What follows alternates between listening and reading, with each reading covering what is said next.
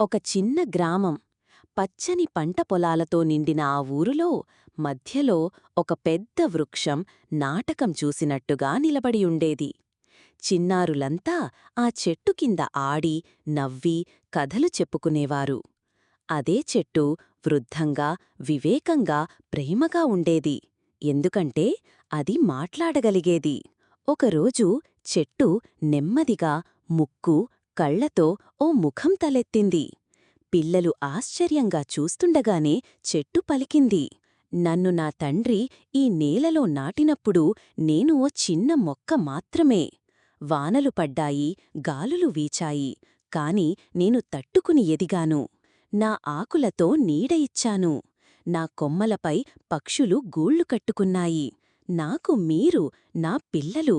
మీ నవ్వులు నా పాటలై వినిపించేవి. పిల్లలు ఉత్సాహంగా అడిగారు. మీరు ఇంకా మనతో ఉంటారు కదా? చెట్టు ఓ ఛాయ లేత శ్వాసతో అన్నది. ఇది నా ఆశ.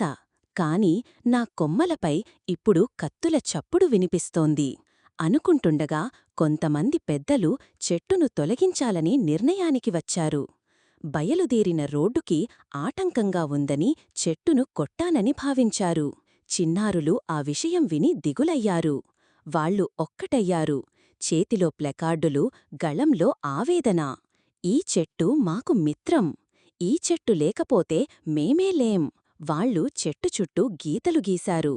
ఓ వలయంలా కాపలా కాశారు. తీరాన పెద్దలు తమ తప్పును గ్రహించారు. చెట్టును తొలగించలేరు. అదే రోజు చెట్టు ఓ చిన్న చిరునవ్వుతో అన్నది, ప్రేమే పరిరక్షణ. మీరు నన్ను కాపాడారు. మీరు ప్రకృతిని ప్రేమించారు.